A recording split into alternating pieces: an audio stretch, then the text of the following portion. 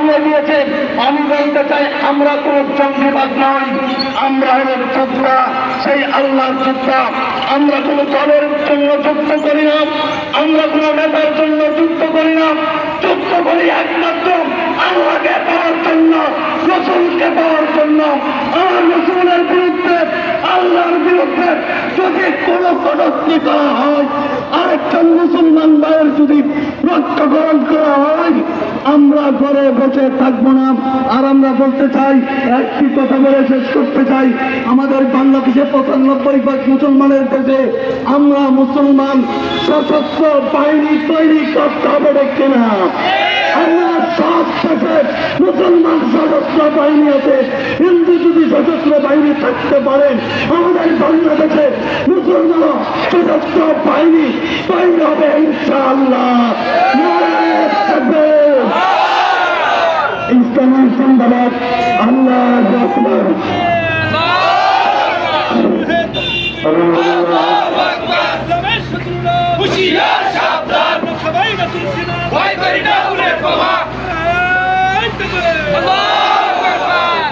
আমরা সবাই ইসলামকে অবৈধ ঘোষণা করা করে চাই কি চাই না?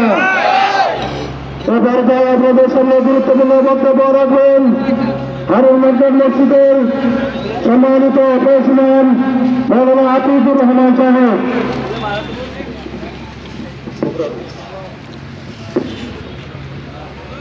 السلام عليكم ورحمة الله وبركاته. الحمد لله وكفى وسلام على عباده الذين اصطفى من بعد. সম্মানিত উপস্থিতি, আপনারা নিশ্চয় অবগত আছেন, গত কয়েকদিন পূর্বে আমাদের একজন মুসলিম ভাইকে শহীদ করে দেওয়া হয়েছে। কথা বলেন ঠিক না দেখি? তবে আপনারা কি মাঝে মাঝে এরকম মুসলমানের শহীদ দেখতে চান? আপনারা কি শহীদ দেখতে চান? এই ইন্ধন কে দিচ্ছে এটুকু আমাদেরকে দেখা দরকার আছে না নাই? অবশ্যই আমাদেরকে ইন্ধন কে যোগাচ্ছে আমাদেরকে বের করতে হবে। আমরা আর বাংলার জমিনে লাশ দেখতে চাই না, বাংলার জমিনে আর শহীদ দেখতে চাই না। জীবনের শেষ রক্তবিন্দু হলে আমরা এর করতে হতে করতে কথা বলেন ঠিক মেরেছে। সম্মানিত উপস্থিতি, আমরা বারবার এইভাবে মার খাবো আর তাদেরকে তাদের মূর্তি তাদের পাহারা দেব, এটা কখনো মেনে নেওয়া সম্ভব? আমরা তাদেরকে বলতে চাই, আমরা যারা পাহারা দিয়েছি, আসলে আমরা কি এই জন্যই পাহারা দিয়েছিলাম? আমাদের ভাইয়ের লাশ দেখার জন্য? আমরা কি এই জন্যই পাহারা দিয়েছিলাম? আমাদের ভাইয়ের রক্ত দেখার জন্য? আমরা কি এই জন্যই মূর্তি পাহারা দিয়েছিলাম? বাংলার জন্য বারবার লাশ দেখানোর জন্য? সম্মানিত উপস্থিতি, আমরা যদি আপনারা যদি বাংলার জন্য আর লাশ দেখতে না চান, যেখানে যেভাবে ইসলামের জন্য, দিনের জন্য, মুসলমানদের জন্য যেভাবে ডাক আসবে, আমরা স্বতঃস্ফূর্তভাবে সেই ডাকে সারা দিতে রাজি হয়েছি। আল্লাহ সুবহানাহু ওয়া তাআলা আমাদেরকে ডাকে সারা দেওয়ার তৌফিক দান করুন। আল্লাহুম্মা আমিন। ওয়া আখিরু দাওয়ানা আলহামদুলিল্লাহি রাব্বিল আলামিন। আসসালামু আলাইকুম ওয়া রাহমাতুল্লাহি ওয়া বারাকাতুহু। الحمد لله كفى وسلام على عباده الذين اصطفى.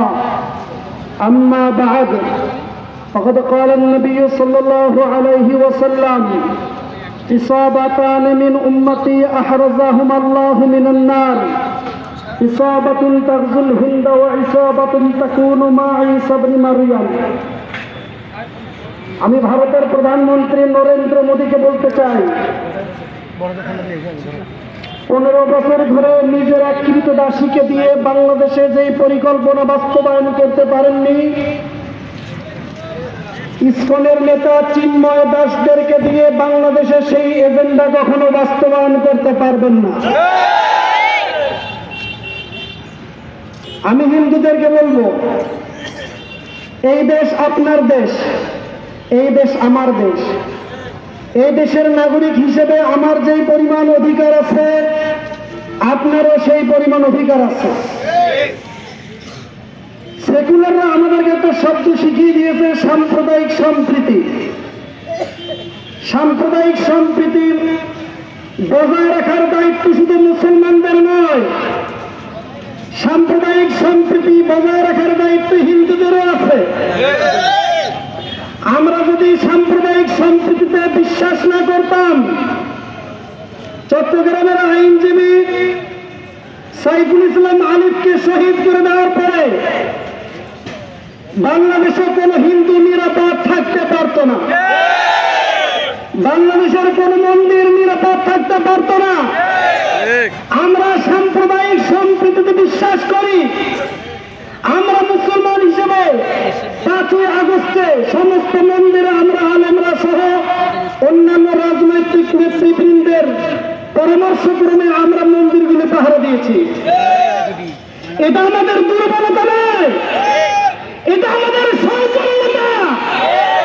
ভারত যদি মনে করে এই সৌজন্যতাকে আমাদের দুর্বলতা মনে করে, তাহলে কাবুল থেকে রেঙ্গুন পর্যন্ত যে কম্পন শুরু হবে, এই কম্পনের কারণে পুরো উপমহাদেশ, পুরো দিল্লি শুধু নয়, ভারত শুধু নয়, উপমহাদেশের মানচিত্র পরিবর্তন হয়ে যাবে।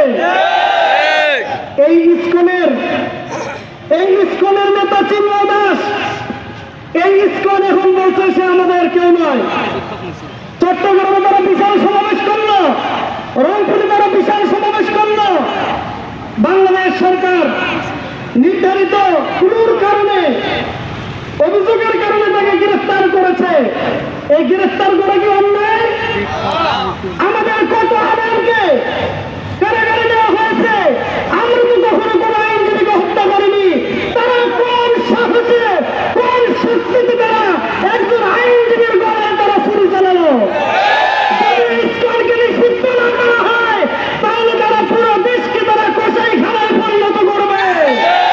এই জন্য আজকে এই প্রোগ্রাম থেকে আমি দাবি জানাতে চাই, সারা দেশে ইসকনকে নিষিদ্ধ করা হোক।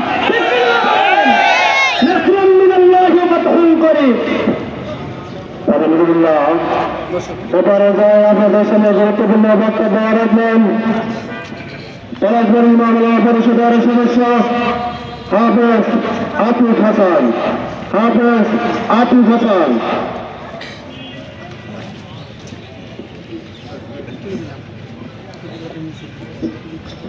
السلام عليكم ورحمة الله.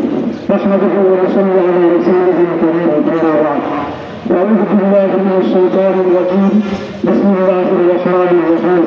ولا تهنوا ولا تحزنوا وأنتم الأعلون إن كنتم مؤمنين.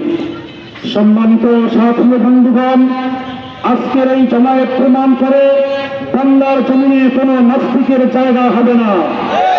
সম্মানিত সাথী বন্ধুগণ, এই যে ইসকন এরা যে পায়তারা চালাচ্ছে, পায়তারা করতেছে, এটা অনেক পূর্বের থেকেই নতুন কিছু নয়।